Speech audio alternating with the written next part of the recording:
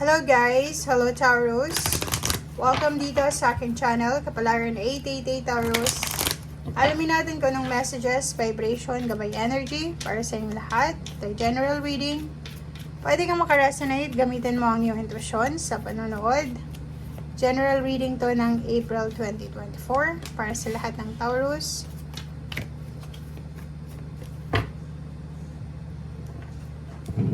Okay. Distant horizons and main female. Okay, Taurus. Isang babae.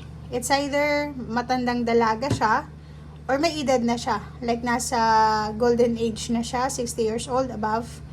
Or single, kung sino man ito. Nakikita ko sa'yo dito na if relationship ito, posibleng ang babaeng ito. Kasi main female siya, pwede din siyang main male. Pero yun, wala namang gender sa tarot. Sinasabi dito, Taurus, na pwedeng nasa malayong lugar to. Pwedeng ibang lahi to, or pwedeng same din yung nationality sa'yo, pero nakatira siya sa malayong lugar. So, nakikita natin dito na this month ng April, may meet up dito. May magkikitang dalawang taong naka long distance LDR sila, long distance relationship. Or posibleng makatanggap ka ng regalo, ng messages, ng balita, ng information, ng confirmation galing sa taong ito. So, pwedeng naghihintay ka sa kanya. It's either naghihintay ka ng arrival, reunion with dito sa babaeng to or sa taong yan.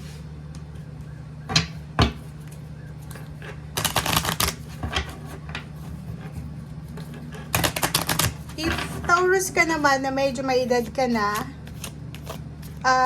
kung may mga anak ka sa ibang bansa, Europa, America, Canada, Australia, New Zealand, or pwedeng sa mga Asian countries, posibleng magta-travel ka this month ng April para pumunta sa mga anak mo or sa pamilya mo.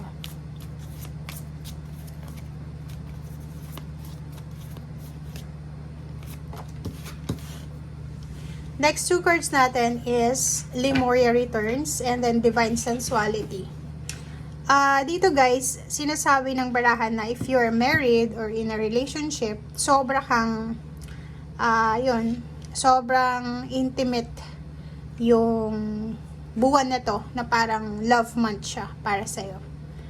Okay? So, nakikita din natin dito na may posible, if ever man na babae ka, or lalaki, kung ayaw nyo, Taurus, na makabuntis or mabuntis, kailangan nyo dito ng preservative. Kasi, sobrang intimate, sobrang fiery ng buwan na to, ng Abril sa inyo, na if ever may relationship ka, posibleng unexpected pregnancy, or unexpected relationship ang ma-develop dito sa buwan na to.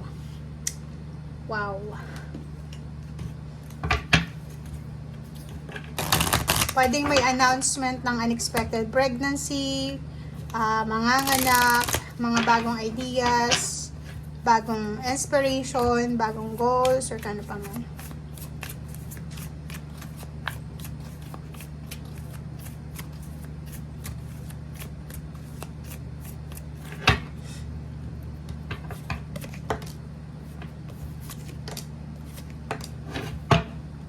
Okay, so Taurus, etong magandang baraha din to.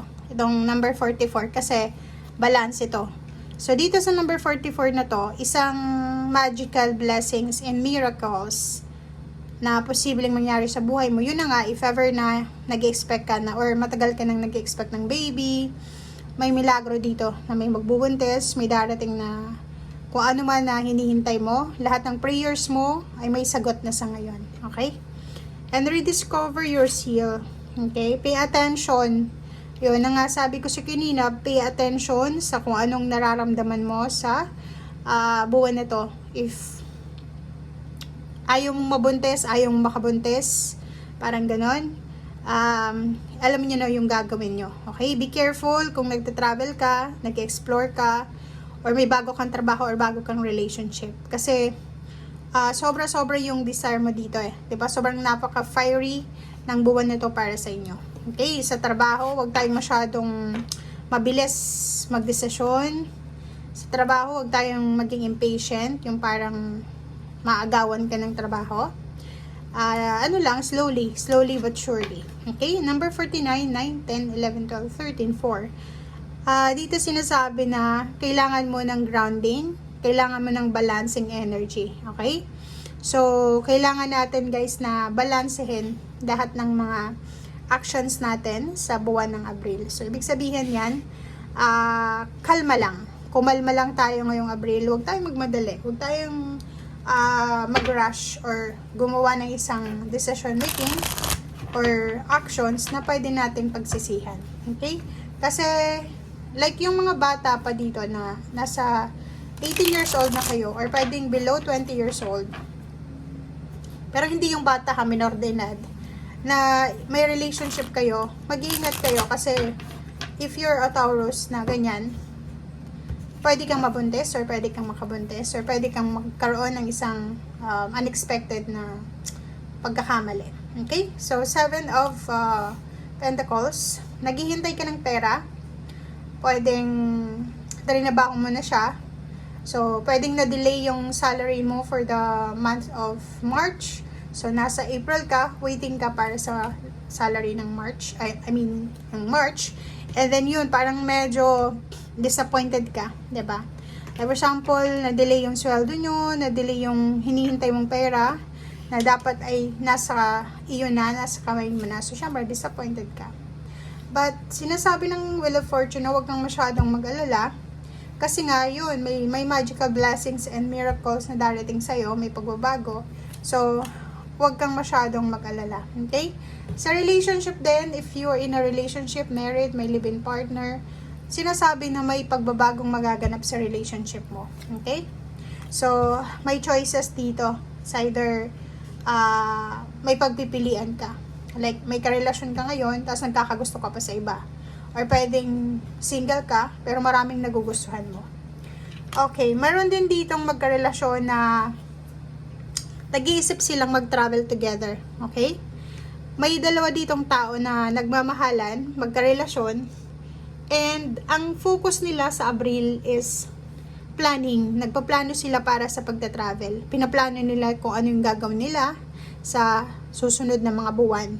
Okay? Lalo na kung naghahanap sila ng trabaho or parang yun, pinaplano nila kung ano yung gagawin nila para sa improvement ng kanilang buhay.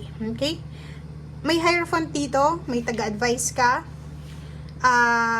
Nakikita ko siya dito, mag-iingat kayo sa mga advices or sa mga opinion na kinukuha nyo.